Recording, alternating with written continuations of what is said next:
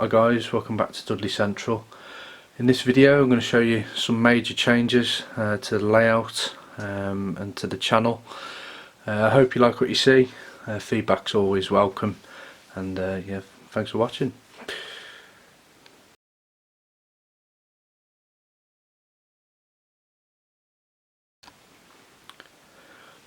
So as you can probably already guess, this is a totally new scene. The big news is I've gotten rid of the old layout. I've decided to go with something new. There's a couple of reasons really. The original layout, it was designed to be a bit of a loop. As time's gone on, that's become shorter, and it's just been bodged, and to be honest it didn't really work. Didn't really get much enjoyment out of operating it, and I couldn't really see where it was going. So there was that. It was also taking up an awful lot of space for not a lot of interest, to be honest. It was occupying a big corner of a room, but you know, end to end it was not really that much. You know, if I had a 4-carriage train, it wasn't really going that far, so there wasn't much interest, and it didn't have much scope for going out if I ever wanted to take it out to an exhibition. So there was that as well. And yeah, I mean, I couldn't see where I could develop it either.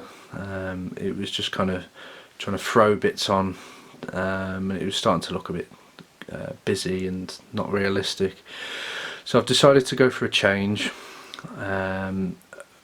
I think when you see what I'm going for, it'll make a lot of sense, and hopefully it'll streamline my channel somewhat as well.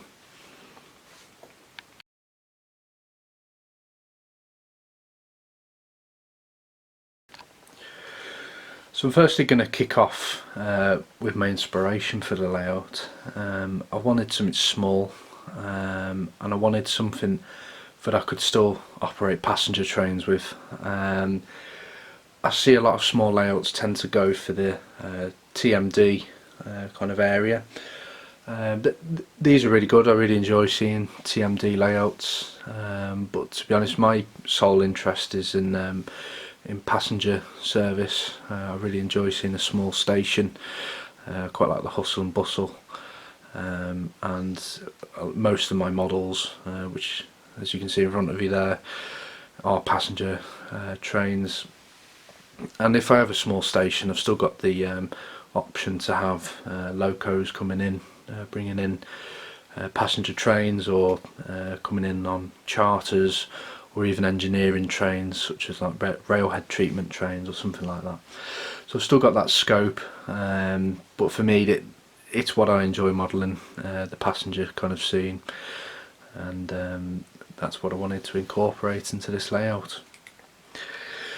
So in terms of inspiration, I had a good look at the Pico track book, just to see what layout ideas came up for compact areas, and the one that really stood out to me was Minories.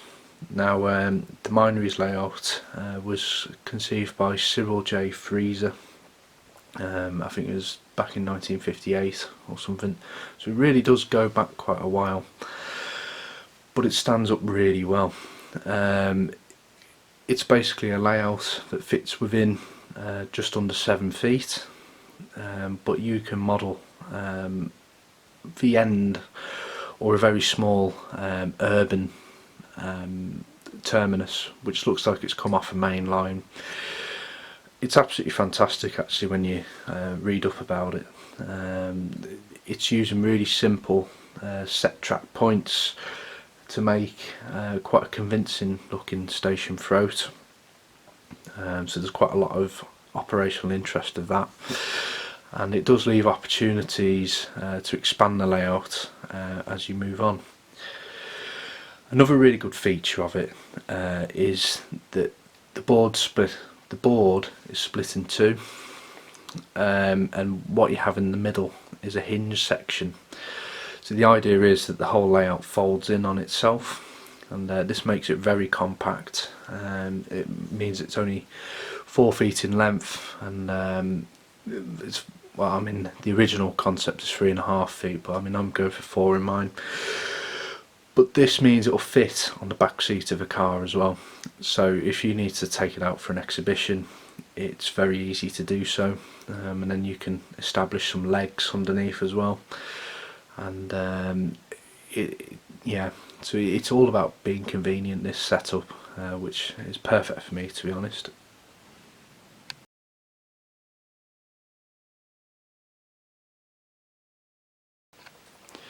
In terms of the prototype inspiration, I've been looking very much at London Marylebone as a kind of base point for the layout. When you read up about Minories, it is one that tends to come up. Most often it's either between London Marylebone and coincidentally Birmingham Moor Street, which is of course at the other end of the Chiltern Main Line. Both have similar track layouts, and both very similar in appearance, I guess. Obviously the roofs vary between the two of them, but the principle of Minories is to have a retaining wall just along the back here, and Marylebone certainly has one of those under its roof, so it's something I want to kind of mimic in a way, in having that. However, I'm going to be switching the layout of Marylebone around, if that makes sense. So what I'm going to have is the kind of the spare track on the front and the retaining wall at the back, behind platform 1, and then have the canopy span across into the middle. And then I've also looked at how Marylebone has a canopy kind of here, and then it has like a small, very small, it doesn't go over the rail, but it covers the platform for the bay, which is next to it. So that's the current thinking, and what I want to do is really go to town on detailing this layout. One thing I certainly found with my industrial diorama was that with a smaller layout you can actually spend longer doing all the detailing, and you know, when you really do research something you're basing a layout on, it's surprising how much detail often gets missed when you're building your layouts. So I'm going to go through really, you know, with like retaining walls and the platforms and all the cables and all the other various bits and pieces, really try and model it quite accurately. In terms of track work, I think I'm going to stick with Pico Code 100. I appreciate 75 is possibly more authentic, but to be honest, that most of my track which I have at the moment is all Code 100, so it only makes sense for me to carry on with that, just to cut down on cost.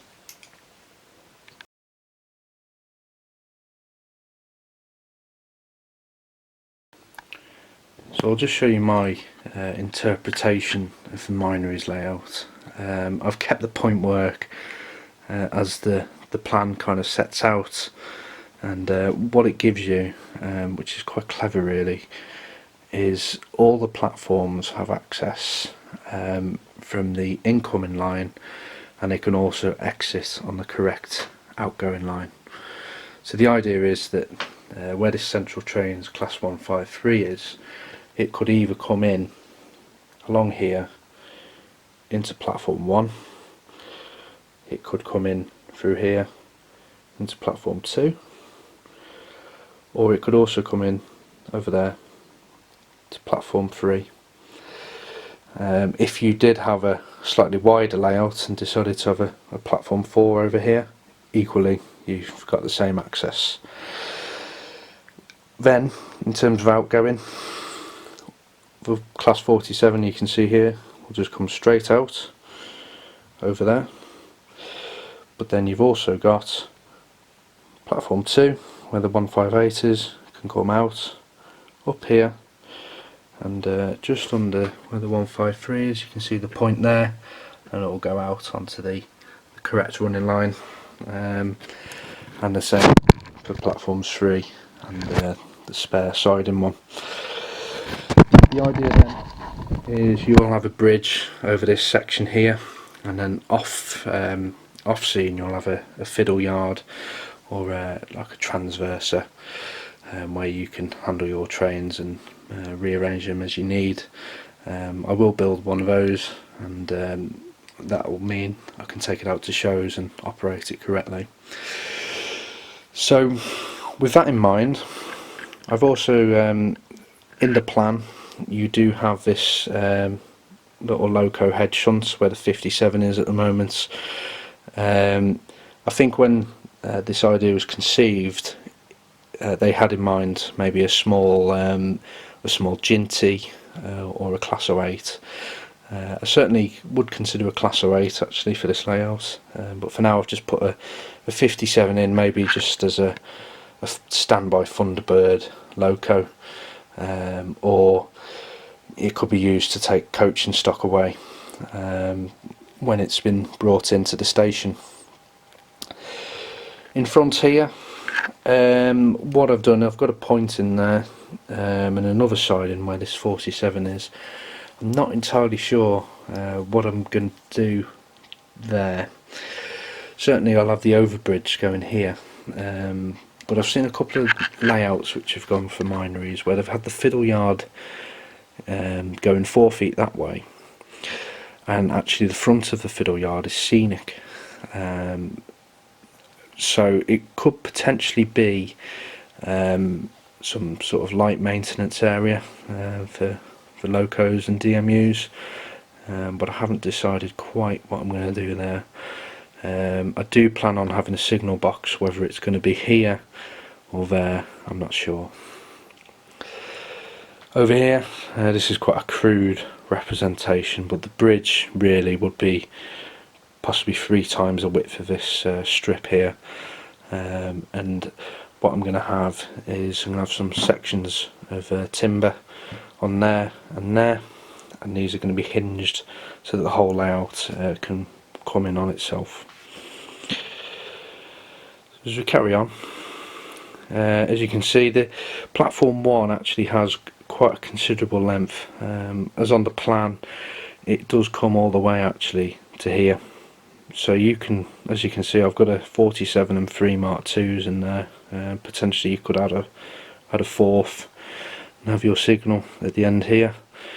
I do plan to bring the platform all the way, just to maximise my potential, but for the majority of my running it will be sprinters and DMU, well, sprinters and first generation DMUs. So that's platform 1, and as you can see, platform 2 you can get up to a considerable length as well. There is a 158 in there at the moment, but I think you could get a decent 3-car DMU in there. So that's the plan. So as we come up here, my vision for the fourth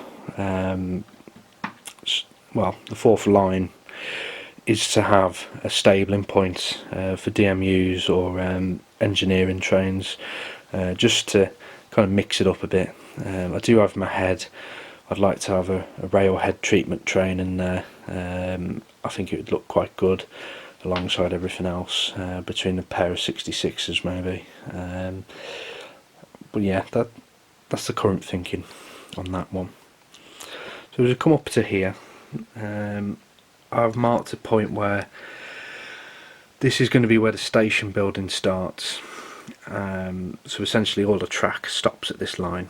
This one obviously goes a bit across it, but I'm intending on using some of those Acura scale buffers. I think they look quite impressive actually, and I'm going to bring it up to here, and then this whole area is just going to be station.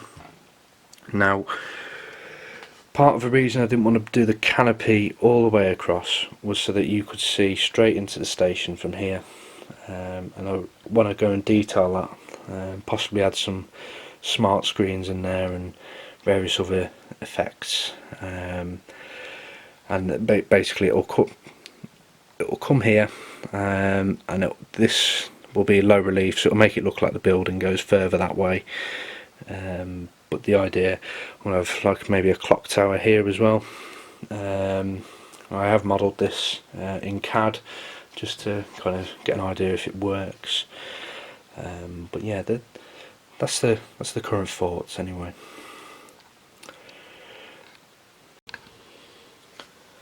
So I think this is where I'm going to leave you.